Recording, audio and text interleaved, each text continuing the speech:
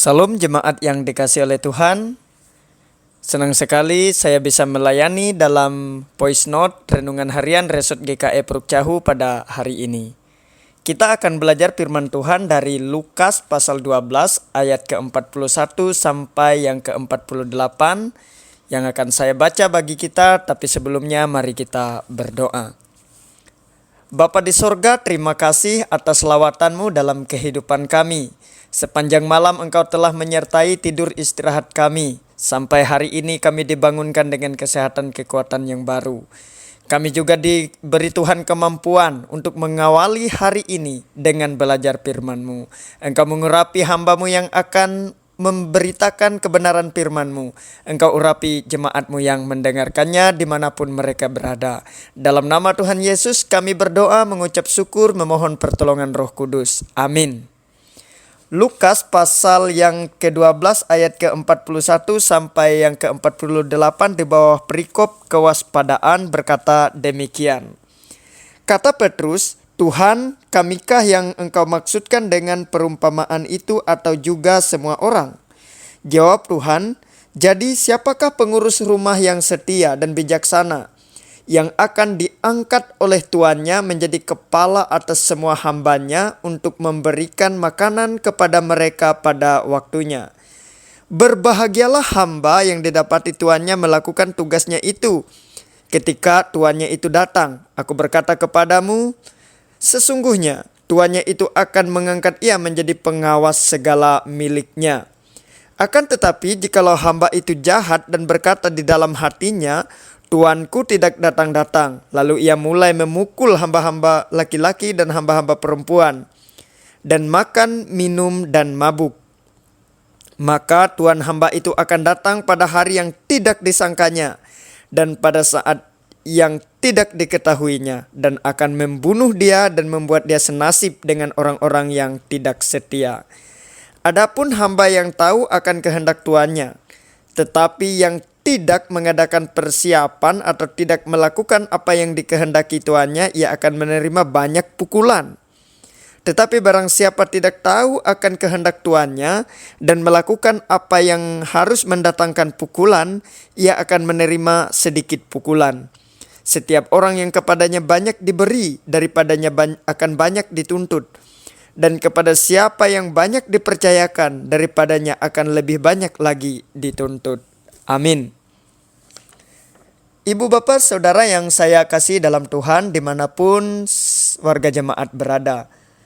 Saya mau bercerita beberapa waktu yang lalu saat pendidikan di sekolah menimba ilmu sebelum menjadi pendeta, saya pernah tinggal di asrama. Pengalaman tinggal di asrama tersebut cukup unik. Pada malam tertentu atau pada hari-hari tertentu, biasanya 1 bulan sekali atau dalam 1 bulan 2 kali akan ada dosen yang diundang untuk berkunjung memimpin ibadah di asrama dan kemudian memberikan wejangan-wejangan. Nah, sebelum jadwal itu tiba, anak-anak yang tinggal di asrama, kami semua akan membereskan kamar masing-masing dan juga selasar di luar sehingga tampak bersih. Dan ketika dosen itu datang, ia senang karena mendapati bahwa selasar dan juga kamar-kamar kami tampak cukup rapi. Tetapi pada hari-hari yang lain, tidak semua tampak seperti itu sebenarnya. Para penghuni asrama sibuk dengan kegiatannya masing-masing, sehingga tidak ada yang mau merawat selasar, ruang tengah, ruang tamu, sehingga menjadi berantakan. Dan kebersihan lingkungan tidak dirawat. Pada suatu kali secara mendadak seorang dosen melakukan semacam inspeksi mendadak ke asrama. Sehingga kami semua kaget karena tidak siap. Dan dia ketika masuk ke asrama dia tersenyum dan nyeletuk. Dia bilang begini, asik ya kayak jalan di padang gurun. Hal itu ia ekspresikan karena ada banyak pasir yang dia injak ketika jalan di selasar asrama. Nah, pengalaman itu menjadikan kami penghuni asrama pada waktu itu menjadi sedikit banyak berubah. Bersama beberapa teman, kami selalu membersihkan asrama dan menjaga kebersihan lingkungannya, motong rumput dan lain sebagainya. Tidak peduli jadwal apakah dosen itu akan datang atau tidak datang. Dan setelah beberapa waktu kemudian, saat harus keluar dari asrama, kami bersama dengan beberapa teman itu kemudian dipercaya untuk tinggal sambil merawat salah satu perumahan dosen yang kosong dan tidak ada penghuninya, dan kami diizinkan untuk tinggal di sana sembari dipercaya untuk merawatnya. Nah, cerita ini Bapak Ibu dan Saudara hampir sama dengan ilustrasi atau perumpamaan yang disampaikan oleh Tuhan Yesus ketika ia mengajar murid-muridnya tentang kewaspadaan dalam menjalani hidup sebagai seorang murid, sebagai seorang hamba. Ada beberapa yang menarik di sini, bahwa seorang hamba yang ditinggal pergi oleh tuannya, ia merasa bahwa tuannya tidak datang-datang, sehingga ia kemudian mulai menjadi tuan terhadap hamba yang lain. Ia menindas mereka, memukul mereka dan sebagainya, karena ia mungkin merasa bahwa tuannya itu akan datang dalam waktu yang lama. Tetapi celakanya ternyata tuannya itu datang pada waktu yang tidak disangka-sangka, dan kemudian memperlakukan apa yang telah dilakukan oleh orang-orang yang tidak setia kepada hamba yang jahat itu. Nah, Ibu Bapak Saudara, saya pikir demikian juga dalam kehidupan kita sebagai orang-orang percaya. Kita semua adalah hamba. Kita semua adalah orang yang dipercayakan oleh Sang Tuhan untuk mengawas, mengelola apapun yang ada di dalam kehidupan kita sebagai seorang hamba. Terlebih kita sebagai hamba-hamba Tuhan yang memang aktif diberikan tugas dalam pelayanan, misalnya penetua, diakon, pengurus jemaat, para pendeta, pikaris, dan seterusnya, orang-orang yang terlibat dalam pelayanan. Nah, kewaspadaan terhadap kemungkinan datangnya Tuhan itu, yaitu Tuhan Yesus yang kedua kalinya, harus senantiasa ada di dalam diri kita. Dan Nasari ini mau mengajar kita bahwa yang pertama, hamba yang setia bukanlah hamba yang menjadikan dirinya tuan bagi hamba yang lain. Kita menyaksikan ada banyak sekali sesama hamba Tuhan yang menindas hamba yang lain, apalagi yang mendapat jabatan misalnya di posisi-posisi tertentu, sehingga kemudian dia memperlakukan orang yang dalam tanda kutip di bawahnya dengan tidak sewajarnya. Yang kedua, saya mau katakan bahwa seorang yang setia akan menjadikan kasih sebagai sesuatu yang menggerak pelayanannya. Nah, kasih itu mendahului kesetiaan. Seorang anak pasti taat hormat kepada bapaknya, kepada ibunya, karena ia mengasihi mereka. Beda dengan seorang budak. Seorang budak mungkin dia taat hormat karena ia takut atau karena ia punya kepentingan. Kalau ia tidak taat, tidak hormat, dia tidak makan, tidak dikasih upah dan seterusnya. Nah, beda dengan seorang anak. Ia akan melakukan kesetiaan, ketaatan karena ia adalah anak dari ayah atau ibunya tersebut. Nah, kita ini adalah anak-anak dari Sang Bapa.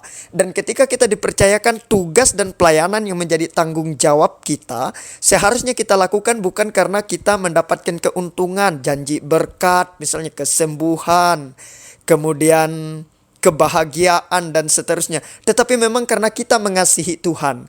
Sekecil apapun tanggung jawab yang diberikan oleh Tuhan kepada kita hari ini, di posisi apapun kita, menjadi apapun kita harus menjalaninya dengan setia karena kita mengasihi Tuhan, Sang Tuhan yang telah mempercayakan segala sesuatunya kepada kita, terlepas dari peran apapun itu di dalam kehidupan kita. Yang ketiga, orang yang setia, saya percaya karena ia mencintai apa yang ia kerjakan. Seorang yang mencintai yang ia kerjakan, ia akan mencurahkan pikirannya, mencurahkan hatinya, mencurahkan energinya di tempat itu.